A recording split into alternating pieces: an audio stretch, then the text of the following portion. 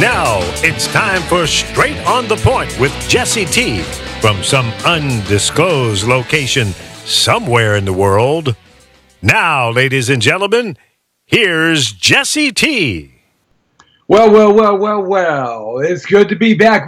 It's time for the Jesse T Show. We are live in person on the air and everywhere from the community to the world.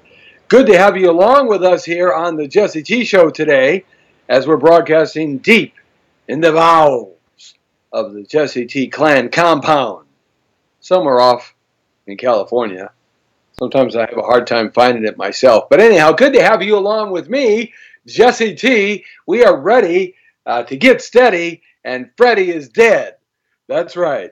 Well, Curtis Mayfield.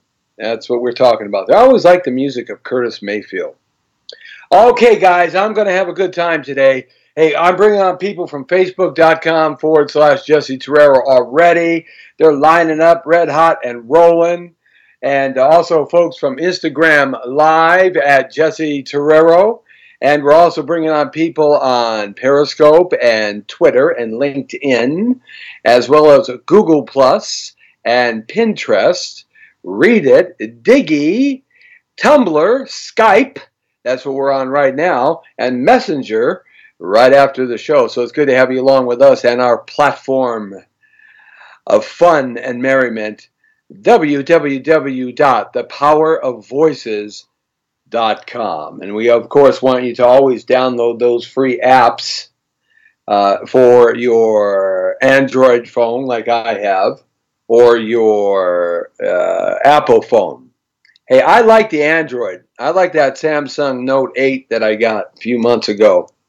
Boy, that's a great phone because you can write, and I have a hard time doing text because of my big fat fingers, right? And I get it all mixed up. I mean, it's like Planet of the Apes with his big fat fingers, or it's like Sasquatch, big fat fingers, you know. Rawr, rawr, rawr, I text. And when I send something, people try to decipher it, and inevitably I always get the text back that says, are you on drugs? No, man, I'm high on life, baby. It's Jesse T. The Brown Beauty is back on duty, and we are red hot and rolling here. Hey, we're going to be talking about something very important today that's going on in the news. I decided to just jump into this right quick here, and I'm going to read you something, perhaps something that you folks didn't know or didn't know all of it. You just know a little portion of it. But let's hi to some people before we get going. John Halfacre. Hey, John, the very dapper John. I like John. John's always dressed to the hilt. All right, John Halfacre, haven't seen you in a while. Good to have you along with us, buddy. And Taco Ranch Grub. I love those tacos. I used to have a restaurant called Taco Joe's. We deliver within 5 minutes. Yeah, we were fast, man. Speedy Gonzalez. Really? Yeah, absolutely, man. I love tacos. Tacos. I love them tacos. Yes, the redneck style. Give me some of them tacos, and I'll have some of that hot sauce. Yes. Saying hi to some friends like Rod Heath, Mama T, Joe Nicastro has us on, Becky Romero, Jeannie Ambrose.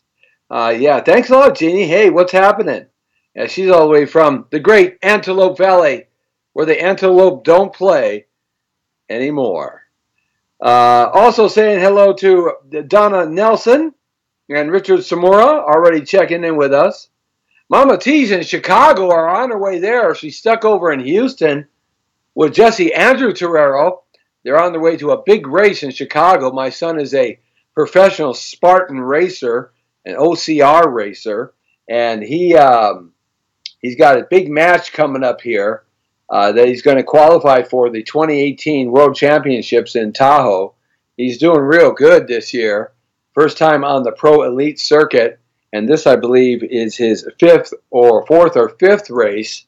He's doing just terrific and making great strides. What a stud. You might want to check him out at JT J Torrero, Torrero, J Torrero, and 59510 on Instagram. Okay, check him out there. Just unbelievable athlete. So Mama T and he are going to my hometown. I was supposed to go on this trip, but we had a couple of real estate transactions just boom blow up in my face.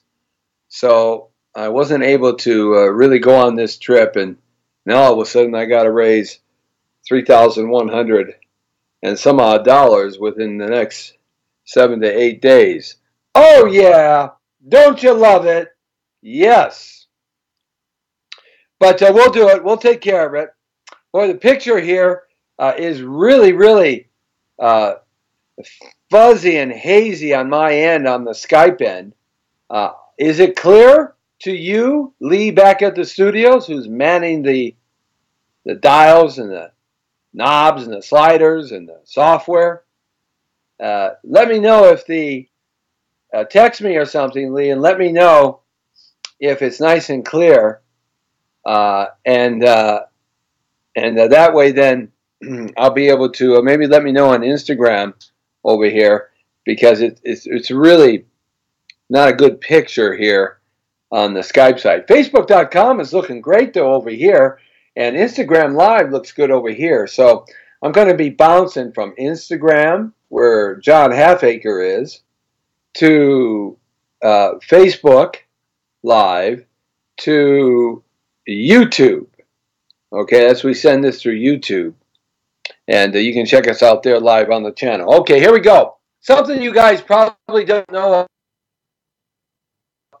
but it's a long time ago, before you and I were born. It was something that was given to us by the French, and Emma Lazarus' sonnet. Now you're asking me, who is Emma Lazarus? Well, we all know the Statue of Liberty, right? The Statue of Liberty. Have you ever been up there? It's pretty unbelievable. It's beautiful. It's like 500 and some odd feet high. You can see it way out in the Atlantic Ocean. And when they turn that torch on, it's beautiful. But nevertheless, the Statue of Liberty was given to us by France. Now, here's something that you guys don't know. There was a huge depression in America in 1893. It actually started taking place in the 1870s, but it hit hard in 1893 and 94, part and due because of the Civil War. We still had major debt, though the Industrial Revolution had been kicking in for about 30 years. We still had a lot of major debt in this country. And then there was a big agricultural explosion of bad food that started in Argentina, of all places, and then went over to Europe and hit their big farmland, and then came over here to America. And there was a big run on gold and silver here from everybody all over the world. And we were put into a major, major depression of 1893, 94. That's about when Grover Cleveland became president of the United States of America. So they gave us this statue in France. And they made this beautiful statue, and they sent it over on a boat with this beautiful plaque. And they gave us this statue, and it's at Ellis Island, and that's where all the immigrants used to come through from Europe. 1 million people a year were coming through from Europe. Right after the Civil War, about 500,000 people a year were coming to America from Europe. And then in the 1890s, it boosted up into the turn of the century to about 1 million people a year were leaving Europe as fast as they could, because there was a major depression going on over there. It was hard to come by food, and people were starving, and health issues. So they came to America following the Statue of Liberty, which was delivered to us with this terrific, wonderful, wonderful saying on it. Lazarus's poem. And it's really something. And I'm going to read the whole thing, because a lot of you have only heard one portion of it. She actually called this the new Colossus. Colossus was a giant statue in Greek history. I mean, it was huge. That when you went into Athens, you saw Colossus, uh, which was gigantic in Greek history. The Statue of Liberty isn't as tall as Colossus, but it was the new Colossus, and we got it here in America. Not like the brazen giant of Greek fame, with conquering limbs astride from land to land. Here at our sea-washed sunset gates shall stand a mighty woman with a torch, whose flame is the imprisoned lightning, and her name, Mother of Exiles. From her beacon hand glows worldwide welcome, her mild eyes command the air-bridged harbor that twin cities frame. Keep ancient lands your storied pomp. Cries she with silent lips, give me your tired, your poor, your huddled masses, yearning to breathe free, the wretched refuse of your teeming shore. Send these, the homeless, tempest tossed to me. I lift my lamp inside the golden door. Is that beautiful or what? Unbelievable. Unbelievable. That's Emma Lazarus's poem, her sonnet. I'll read it one more time. Not like the brazen giant of Greek fame, with conquering limbs astride from land to land. Here at our sea-washed sunset gates shall stand a mighty woman with a torch, whose flame is the imprisoned lightning, and her name, Mother of Exiles. From her beacon hand glows worldwide welcome, her mild eyes command the air-bridged harbor that twin cities frame. Keep ancient lands your storied pomp. Cries she with silent lips, give me your tired, your poor, your huddled masses, yearning to breathe free, the wretched refuse of your teeming shore. Send these, the homeless, tempest tossed to me. I lift my lamp besides the golden door. Beautiful, isn't it? And that they came, millions and millions and millions of people. Now remember, I spoke about the big depression that was happening in Europe. Well, let me tell you something. A lot of the people left Europe because they couldn't eat. They couldn't get a job. They couldn't be healthy. There were still kings and potentates. It was still a monarchy system. Not till World War I in 1913 did the monarchy system end in Europe.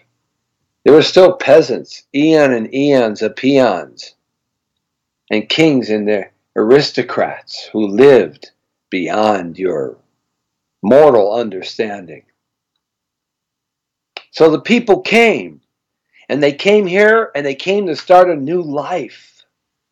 They came by themselves. They came with their husbands and wives. They came with their family if they could afford it. They came, they sent their children when they couldn't afford it. They sent their little ones, their boys and their girls, their teenagers. Go to America. Don't come back. Cross the great Atlantic abyss and never come back. Start something new for yourself, young man, young woman. Families broke apart, never saw each other again, only through correspondence because life was tough. When they arrived at Ellis Island. Everybody came through Ellis Island. Everybody came through Ellis Island on the East Coast. They got off the ships and they were checked for health matters. And the ones that they were really unhealthy, they quarantined. And the ones that the papers weren't right, they sent back on the ship back to Europe. And the ones that didn't get healthy after quarantine, they sent them back on the ships to Europe.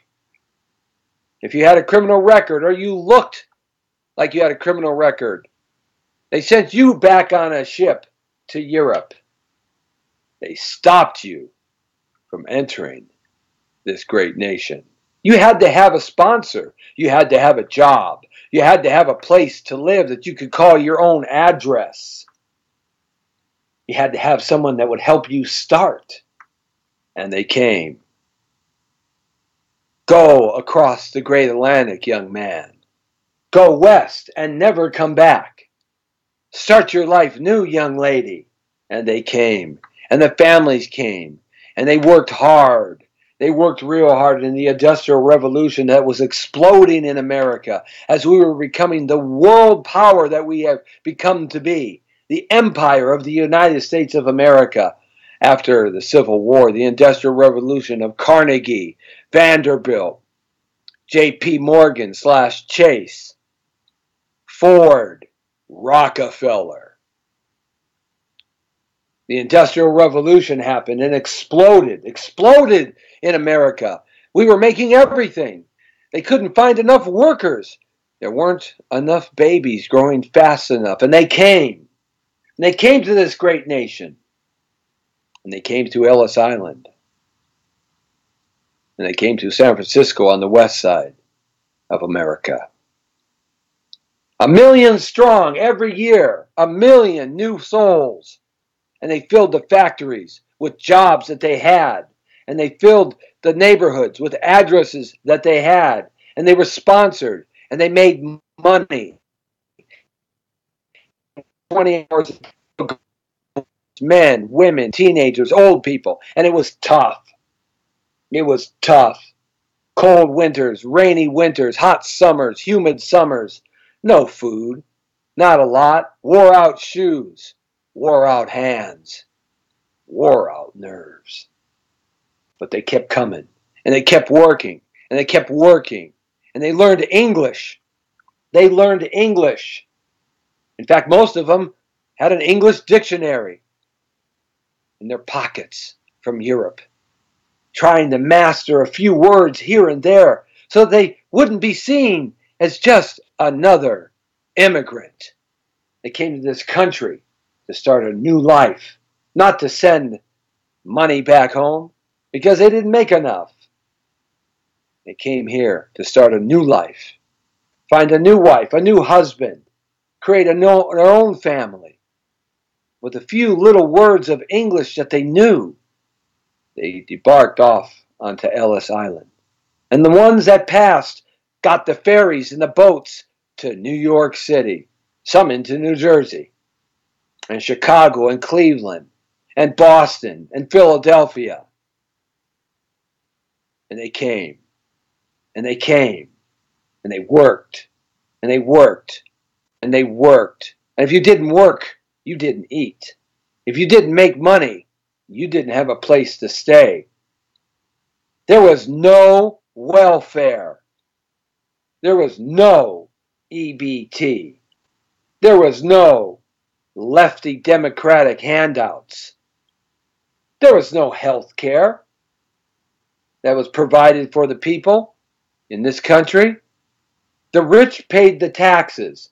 The poor did not pay anything until the IRS was created in 1913 by J.P. Morgan and the most traitorous president besides Obama, Woodrow Wilson. And they came, and they didn't care. They worked hard, and they broke their finger, they fixed it. If they cut their leg, they fixed it. If they needed medicine, they fixed it. They didn't want anything from anybody, just a chance. The chance to become somebody. The chance to say, I'm somebody. And I can take care of my family. That's who I am. And they had families. And they made babies. And they got to school. And they learned how to speak English. Because if you didn't learn how to speak English, you did not excel in this great country. They came here to be Americans, not to be Mexican Americans, not to be African Americans, not to be Polish Americans, not to be Jewish Americans, not to be Irish Americans, Italian Americans, German Americans, Russian Americans, Spanish Americans. They came to be Americans. Americans. The United States of America. Many of them had the Declaration of Independence and the Constitution in their hands when they came off the boats at Ellis Island. Thousands, hundreds of thousands, and millions. And they all wanted to be Americans and contribute and work hard. They didn't ask for anything. They didn't go with a handout. Just give me a hand up and give me a chance. Let me show you what I can do. Let me show you I want to be in this great country that's exploding in the Industrial Revolution. Let me show you that I am worthy of being here. And they came, and they never stopped. And we asked for them. And Europe gave them to us. Yes, Europe did. Not like the brazen giant of Greek fame, with conquering limbs astride from land to land. Here at our sea-washed sunset gates shall stand a mighty woman with a torch whose flame is the imprisoned lightning and her name, mother of exiles. From her beacon hand glows worldwide welcome. Her mild eyes command the air-bridged harbor that twin cities frame. Keep ancient lands your storied pomp, cries she with silent lips. Give me your tired, your poor, your huddled masses yearning to breathe free. The wretched refuse of your teeming shore, send these, the homeless, tempest-tossed, to me. I lift my lamp beside the golden door. America. And they became Americans. They didn't allow their children. They didn't allow their children to speak their language outside the door. You learn English. You go to work. You work hard. And you read at night. You learn about America. And you could be great someday. Maybe someday you, the immigrants of us, could be president, a senator. Especially if you were born here. And they came. And they didn't stop. And they respected this country. And they built this great nation for you and me. The greatest migration of people from one part of the planet to the other at the turn of the century between 1865 and 1940. There was no welfare. There was no EBT. There was no, come here, I'll buy you clothes. I'll give you food. I'll give you a free place to live. I'll give you shoes. I'll give you free medicine. I'll give you free water. I'll give you free transportation. I'll give you a free education. There was no freebies. And these people survived. And survive they did. They thrived. I don't want nothing, they said. Don't give me nothing. I don't have anything where I came from.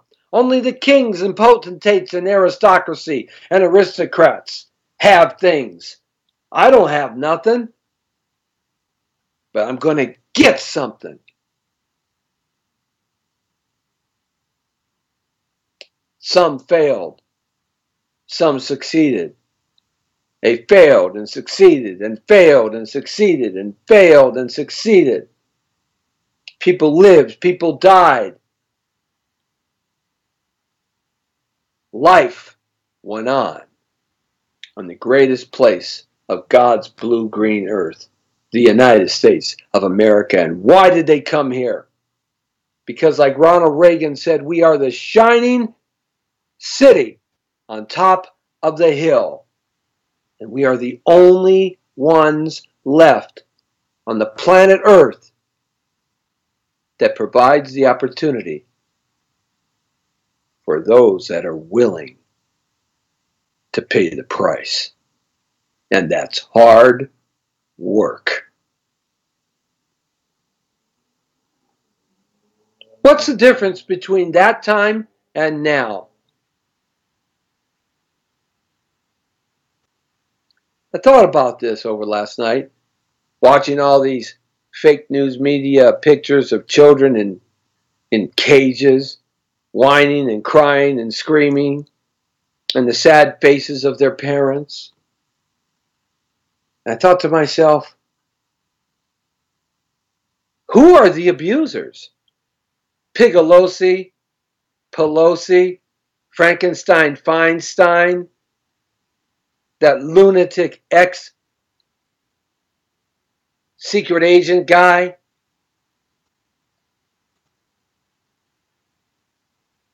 Under the Obama administration, he was a guy in charge of spying on you and me and you and me and you.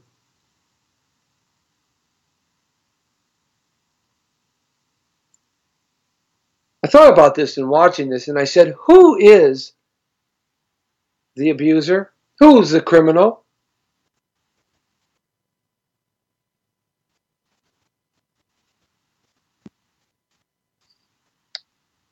Still more pictures. Crying, whining children. And I said, for 50 years, since the end of World War II, 70 years,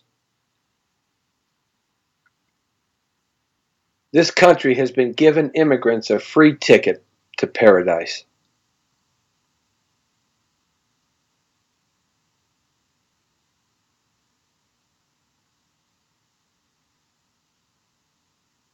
Lyndon B. Johnson, President Johnson, created what's known as the Great Society. He essentially funded the welfare system, and he did it so white poor people in the South would vote for him, not black people, not Mexicans or Latinos.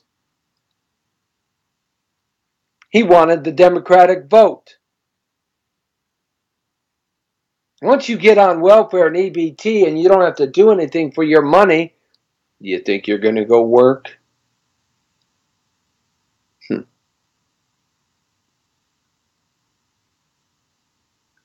Once your children see what you're doing because they emulate what you do, you think they're going to go work?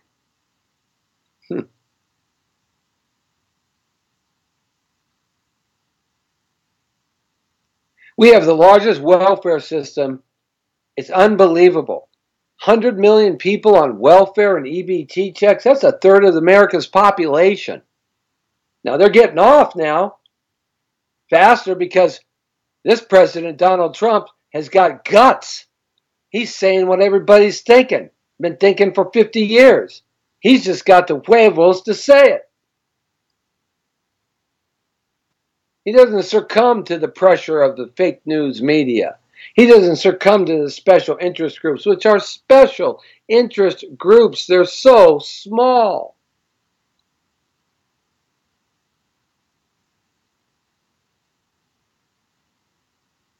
To equate what's happening at the border right now to Nazi Germany, how dare you insult Jewish refugees? How dare you insult those families who had their family members killed at Auschwitz and the 400 other, 3,000 other concentration camps in Germany and Poland.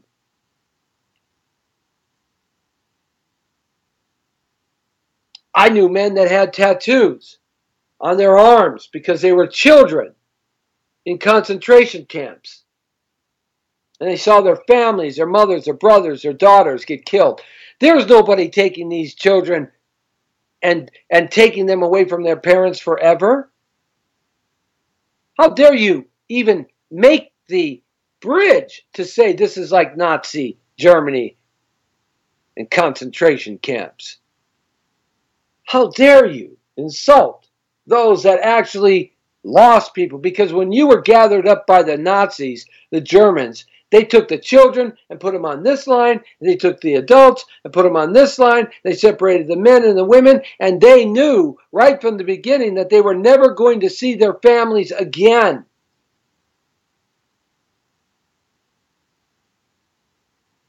The Nazi Germans, rat bastards, they had a predetermined plan to kill everybody.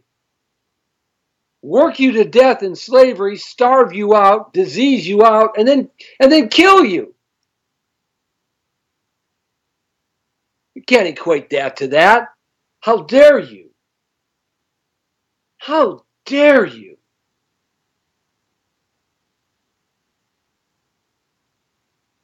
Those pictures that they see at the border that we all saw this last 3 or 4 days, a week, whatever, whatnot, those pictures, they're held in there for a day or two.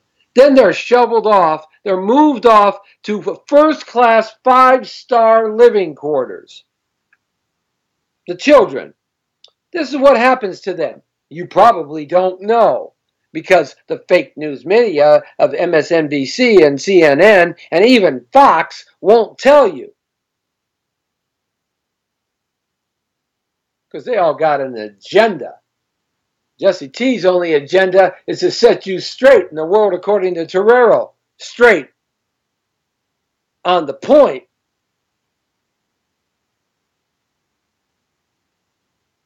They take them.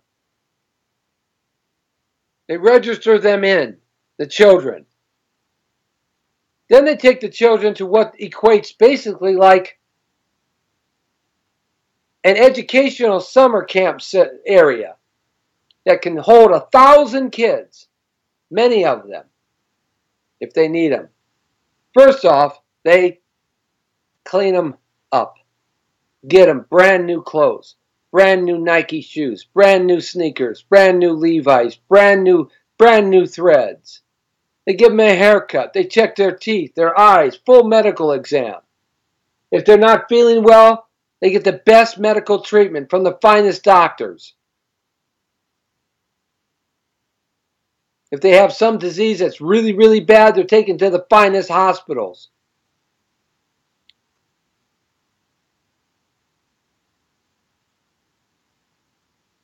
They have a beautiful place to live. Their own rooms in many cases. Teamed up with somebody else. They get fed whatever they want. They have a bathroom, a shower, a tub, a toilet, a playground. They get an education immediately. If they have a religious ideology, they have the opportunity to participate in that. Athletics. You wish you could put your kids in this school.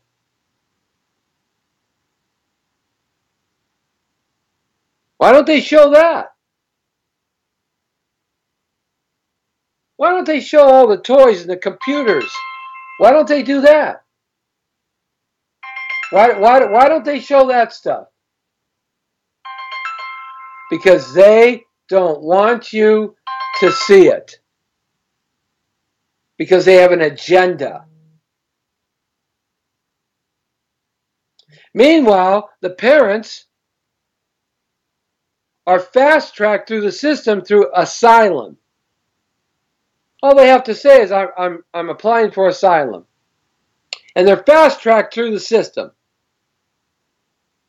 So the reunification of children who are well taken care of, security, everything.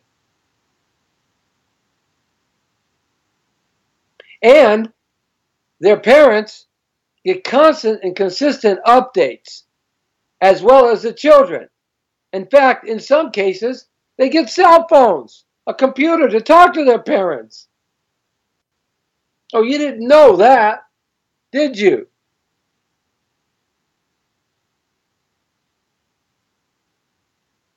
You think they did that at the turn of the century? Parents would send their kids on these boats, these ships across the Atlantic Ocean, and they had a distant cousin in New York City, and they hoped that their kids would get aligned with the distant cousin.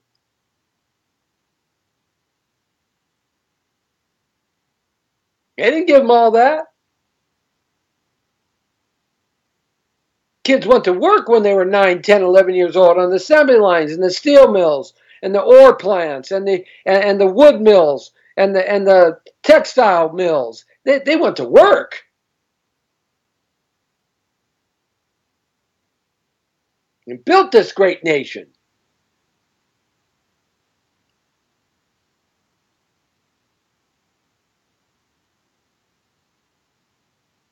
But who's the problem here? The problem has been President Obama, Congress, and the senators. The problem has been President Bush, Congress, and the senators. The problem has been President Clinton, the Congress, and the senators. The problem has been President Bush, the Congress, and the senators.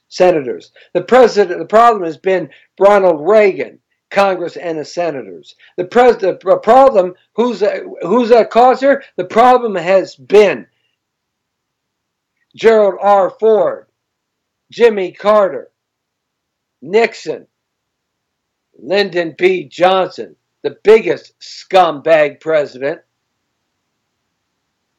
He got us all entangled up in Vietnam. Because of him, 58,000 on the wall in Washington, D.C. I can't even walk down into that memorial. I start bawling like a baby. Because what did we do that for? For what?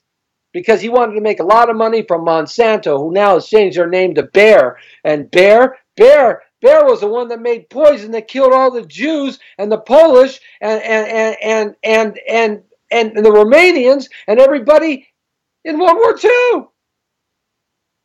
II. Bayer was a Nazi.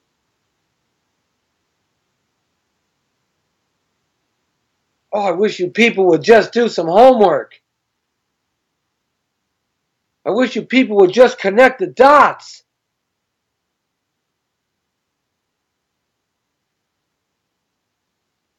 Connect the dots and the picture forms in front of you. A, B, C. JFK, he wanted to take us out of Vietnam and get rid of the Federal Reserve, the most evil financial empire on the planet Earth, run by the Rockefellers and the Rothschilds.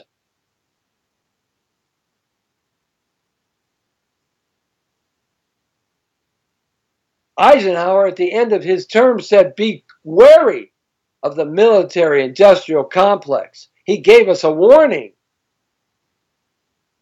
And it all has come true. The corrupt government, that's been the problem. Now, you got a president who can't be corrupted the way the system corrupts these guys and gals. How do you go in like Nancy Pelosi, making $193,000 a year, and just, less than 10 years ago, she was worth $29 million, but now she's worth $160 to $170 million. How does that happen on $193,000 a year, ladies and gentlemen? How does that happen? If you make $193,000 a year, do you think that you're going to be able to put together something that's going to give you $160 to $170 million? Why doesn't Frankenstein, Feinstein, and Pelosi, why don't they, who live in San Francisco in the most posh areas with the thousands and thousands upon thousands square foot houses, why don't they take a half a dozen homeless people or illegal aliens and put them in their house?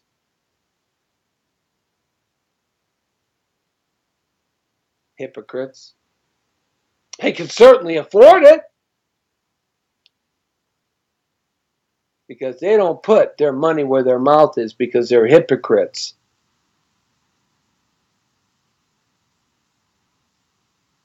Connect the dots, guys. Just connect the dots.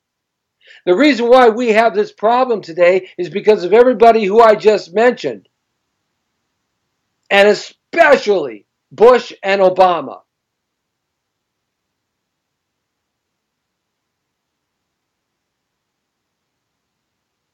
They just let it flow like a dam that broke. And nobody cared. No one cared. Congress didn't care. The Senate didn't care. We have laws, guys. In order to be a nation, you have to have borders, or you're not a nation. We are a land of law. You don't like the law? Change it. Until it's changed, we're a land of that law. Whatever that law is, we're the land of it. And it's about damn time that our country starts standing up for itself and saying, no, you cannot come into this country. No, build the wall. Stop them. No more freebies. Act more like the immigrants acted between 1865 and 1940, who came to this country by the millions every year, and they came. And all they wanted was a fresh start and a way to get going. They didn't ask for anybody's money. They didn't ask for anybody's handout. In fact, most men wouldn't take it. They wanted to be Americans. They didn't have this hyphenated society we live in, this ridiculous hyphenated society, Asian Americans, Filipino Americans. What? You're either an American or shut up. Go sit down in the corner. That's something I've never agreed with. I remember when that malarkey started. They didn't come here to be Polish Americans, Italian Americans, French Americans, German Americans, Arabic Americans, Black African Americans, Irish Americans, Welsh Americans. They came here to be Americans. They came here to learn English. They came here to be part of this great nation. But what happened? What happened, ladies and gentlemen? What happened that we allow ourselves? Because we become a nation of pussies. We become a nation of pansies. Because some crybaby special interest group whines loud enough and gets the fake news media behind them, and some scumbag rat bastard Nazi who was killing Jews like George Soros to back them, they all of a sudden have something important to say and meaningful. No, I'm sorry, you don't. You don't have a right to put a knee down and disrespect the flag and the national anthem and those that died before you. Even though they died for your right to do that, you just don't do that. You don't burp at the friggin' dinner table.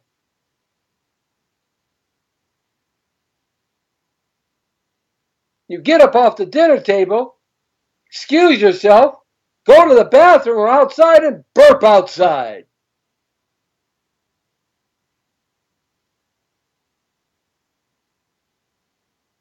Who's the criminal of all of this?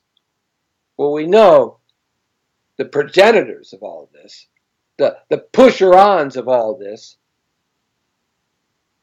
the politically correct lefty lunatics, liberal losers that sell out America for what?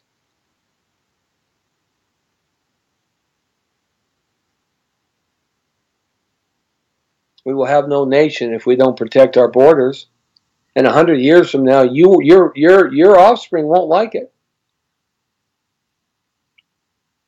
See, that's what they want, the elitists and the globalists. This is what they want, the corrupt government. And I don't care what side of the party you're on. If you're a right-winger, nuthead conservative who thinks opposite what I'm talking, you're crazy. You're as good as a traitor in my book.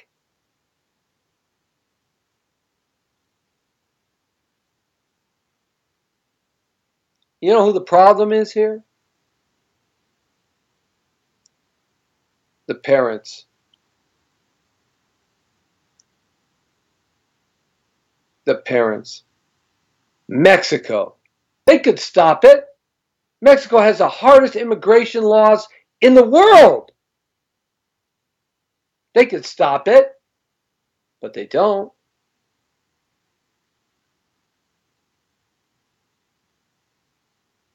Heck, we should embargo and tariff Mexico. Watch how that nation falls apart.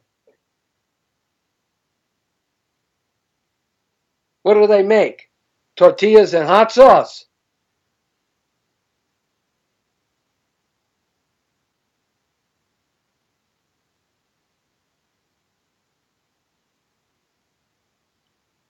The parents. If you're a parent and you travel across a country to get to another country, knowing you're going to break the laws and you're going to come across the border illegally, and there's a chance that your children are going to die in the friggin' desert, what the hell kind of parent are you?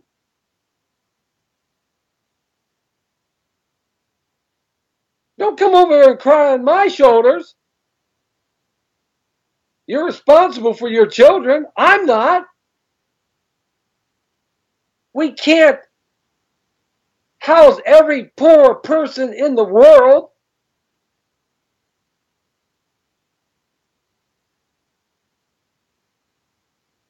We have to have laws. You want to come to this country? Come to the law way.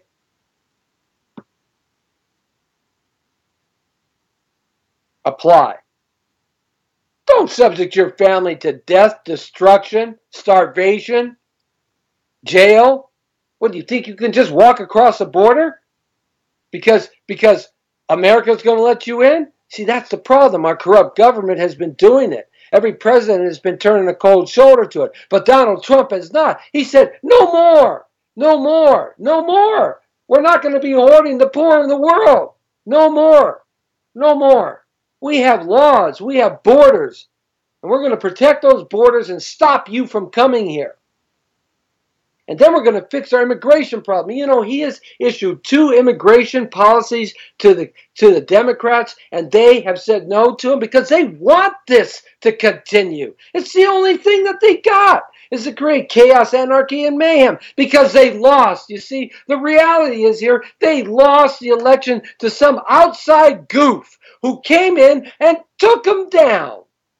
And can't be bought off because he has a very distinct idea on how America should be, and that is the greatest nation that made this nation great. What's wrong with praying to God? What's wrong with protecting our borders? What's wrong with keeping bad people out? What's wrong with people who break the crimes? You break a crime in this country, they're going to take your kids away. You understand that? You get a DUI, your kids are going away because they're going to say you're an unfit parent.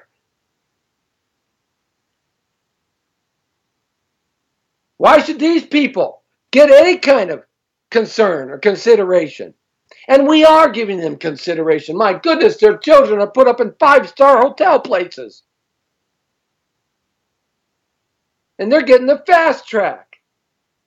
But oh no, the DNC, the Democrats, the lefties said no, no, no. Because they don't want to fix the problem. Because he's an outsider. He's not the political professional that all these other yahoos are. That go in making $193,000 a year, and in 10 years, they're worth $170 million. Are you kidding me? Go figure. Come on. Don't you wish you had a gig like that? Heck, I got to come up with $3,200 between now and the 29th of this month. And I'm scratching my head going, okay, Jesse T, where are you going to get it? You already came up with like $7,000 this month. Where are you going to get $3,200? Surprise me in the morning.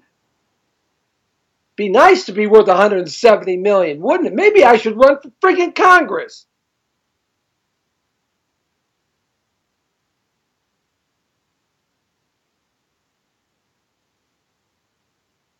The parents are the problem. The corrupt past governments we have, turning a cold shoulder to it, are the problem. Because they didn't have the balls to stand up and say, we are a nation of rules. You cannot cross our border. I don't care if you got a dozen kids. Take them back home. And come here the right way.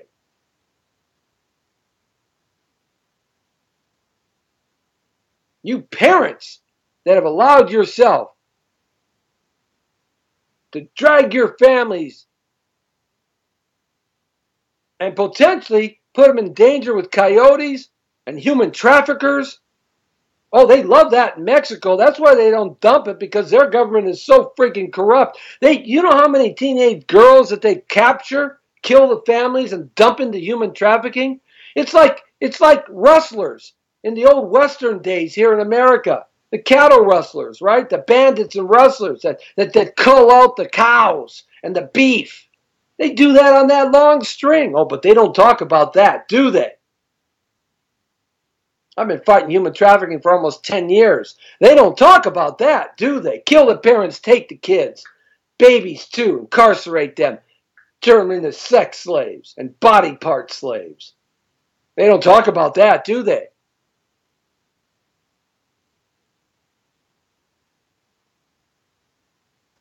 You know how many millions of stories there are about men who've gotten their butt beat up on the way here through Mexico?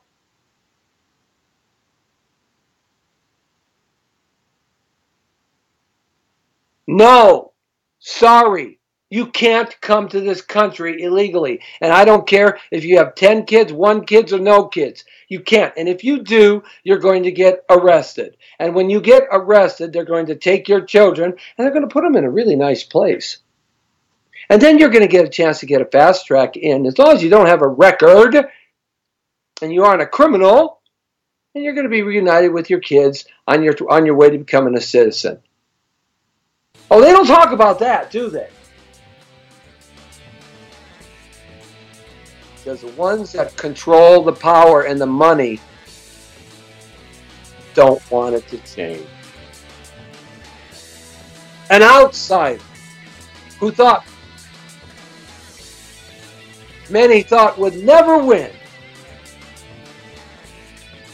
beats your ass. Fair and square. And he spent a lot of his own money. He's just smart. He's a solutions guy. He's a businessman. And you just can't stand it. You hate him just because. Because you just might lose your job in government. You just might be caught out on the carpet in government.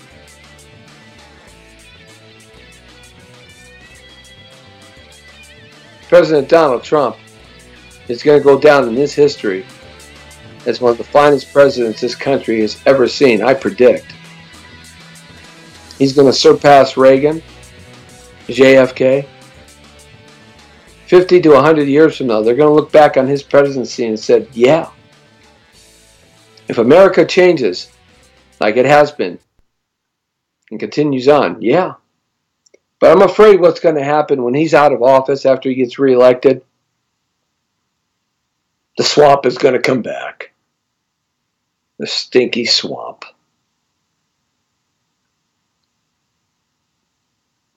President Reagan talked about the evil empire, and that was Russia. The evil empire is Washington, D.C., and all those that participate in it, that allow our rules not to be obeyed by the world, thus encouraging people from other parts of the planet to put their families at stake and their lives at stake to come to our borders and just come across. Because they're all into welfare, EBT, because there's big money in that. Not like the early part of the 20th century from 1865 to 1940 where there was no welfare, where a man, a woman, a child, a grandpa, a family came here to work hard and contribute and become part of America.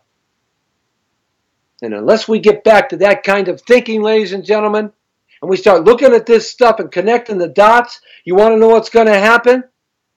One day, one day, your country, whatever you think it is going to take everything you got.